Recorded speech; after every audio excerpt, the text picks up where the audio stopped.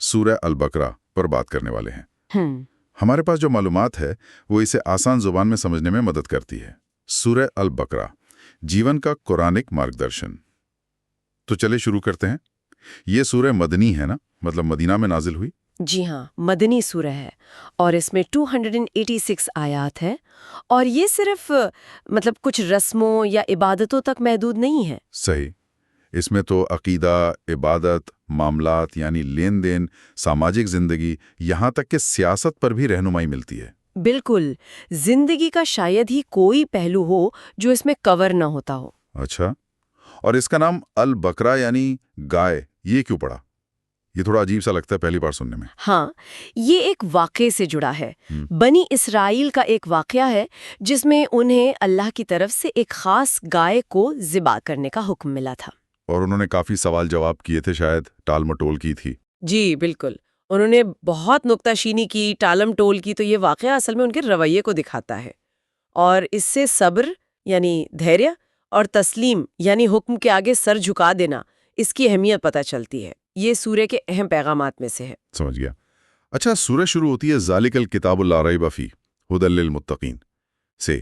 یہ وہ کتاب ہے جس میں کوئی شک نہیں، یہ ہدایت ہے متقیوں کے لیے۔ تو یہ متقی کون لوگ ہیں؟ ہاں، متقی وہ ہیں جو اللہ سے ڈرتے ہیں، اس کی نافرمانی سے بچتے ہیں، اور ان کی نشانیاں بتائی گئی ہیں، جیسے وہ غیب پر یعنی اندیکھی حقیقتوں پر ایمان لاتے ہیں، نماز قائم کرتے ہیں، جو اللہ نے دیا ہے اس میں سے خرچ کرتے ہیں، اور آپ پر اور آپ سے پہلے جو نبی اور کتابیں آئیں ان سب پر یقین رکھتے ہیں۔ بالکل، اور شروع میں ہی 3 طرح کے لوگوں کا ذکر بھی آ جاتا ہے: مومنین یعنی سچے ایمان والے، کفار یعنی جو انکار کرتے ہیں، اور منافقین۔ ہاں، منافقین یعنی وہ جو اوپر سے تو ایمان دکھاتے ہیں پر اندر سے نہیں مانتے۔ جی، اور منافقت پہ یہاں کافی زور دیا گیا ہے، جو شاید اس وقت کے مدینہ کے سماج کے لیے ایک بڑا چیلنج رہا ہوگا۔ یہ انسانی فطرت کے الگ الگ پہلو دکھاتا ہے۔ پھر اس میں بنی اسرائیل کا بھی کافی تفصیل سے ذکر ہے، ان کی پوری تاریخ۔ ہاں، ان کو جو نعمتیں ملیں، پھر کیسے انہوں نے ناشکراپن کیا، اللہ کے احکام توڑے، نبیوں کو جھٹلایا، یہ سب۔ تو اس سے سبق کیا ملتا ہے؟ یہی کہ ہدایت کی قدر کرنی چاہیے۔ بالکل، سبق یہی ہے کہ اللہ کی ہدایت سے منہ موڑنے کا انجام اچھا نہیں ہوتا، اور یہ صرف بنی اسرائیل کے لیے نہیں، یہ سب کے لیے ایک سبق ہے۔ پچھلی قوموں کی غلطیوں سے سیکھنا چاہیے۔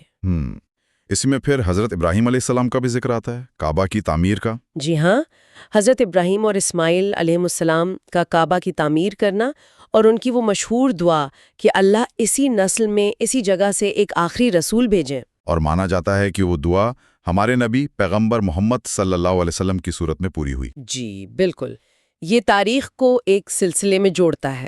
پھر کئی اہم احکام، مطلب بنیادی اسلامی قانون بھی اسی سورہ میں آئے، جیسے وہ قبلہ بدلنے والا حکم۔ ہاں، قبلے کا بیت المقدس سے کعبہ کی طرف بدلنا۔ یہ مسلمانوں کے لیے ایک بڑا امتحان تھا کہ وہ اللہ کے حکم کو فوراً مانتے ہیں یا نہیں۔ صرف ایک دشا بدلنا نہیں تھا، بلکہ ایک طرح سے پہچان اور وفاداری کا سوال تھا۔ صحیح کہا۔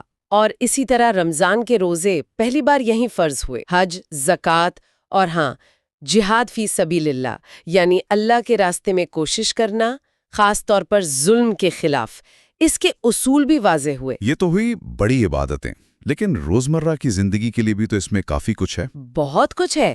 نکاح اور طلاق کے احکام، اور خاص طور پر طلاق میں عورتوں کے حقوق اور صلح کی گنجائش پر زور۔ پھر تجارت یعنی ویاپار کے اصول، وصیت اور وراثت کے قانون۔ ہاں، وہ سماج کو ایک ڈھانچہ دیتے ہیں۔ اور وہ قرض کے لین دین کو لکھنے والی بات، آیت دین ہے نا، جو قرآن کی سب سے لمبی آیت ہے۔ جی، آیت نمبر 282۔ دیکھیں کتنا زور ہے مالی معاملات میں ایمانداری اور شفافیت پر، لکھ لینے کا حکم، تاکہ بعد میں کوئی جھگڑا نہ ہو۔ اور اسی سے جڑا ہوا ربا یعنی سود، بیاج، اس کی سخت مناہی۔ ہاں، بہت سختی سے منع کیا گیا ہے۔ کہا گیا ہے کہ سود کھانے والے قیامت میں ایسے اٹھیں گے جیسے شیطان نے انہیں چھو کر باولا کر دیا ہو۔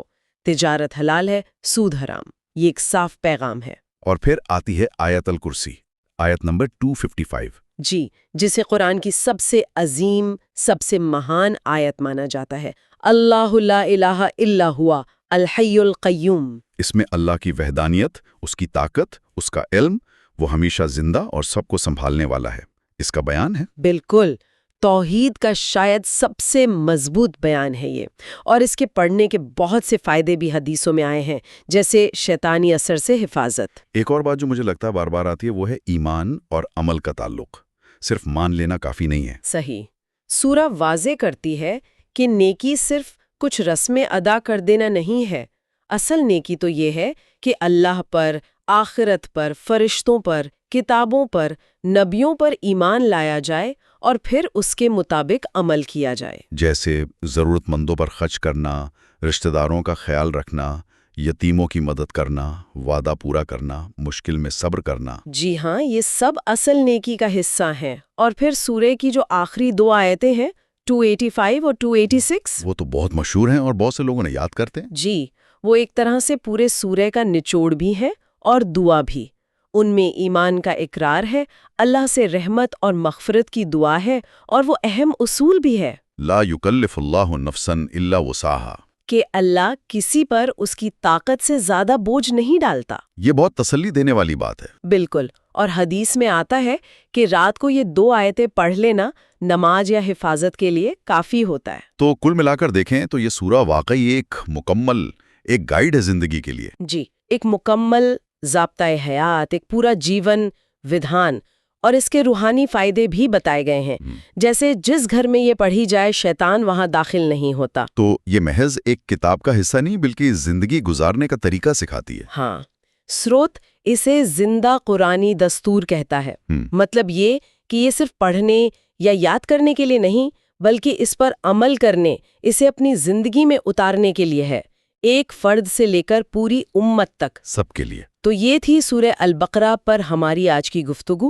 ایمان کی بنیادوں سے لے کر روزمرہ کے معاملات تک واقعی ایک جامع رہنمائی۔ اور جیسا کہ سروت نے کہا، یہ ایک زندہ دستور ہے۔ سوچنے کی بات یہ ہے کہ آج کے اس تیز رفتار کمپلیکس دنیا میں اس طرح کی ایک مکمل آسمانی ہدایت پر سنجیدگی سے غور کرنا، اسے صرف رسموں سے آگے بڑھ کے اپنے روز کے فیصلوں میں، اپنی نیتکتا میں، اپنے آپسی برتاؤ میں شامل کرنا، یہ کیسے ممکن ہو سکتا ہے؟ اور اس کے کیا اثرات ہو سکتے ہیں؟ یہ سوال ہمیں سوچنا چاہیے۔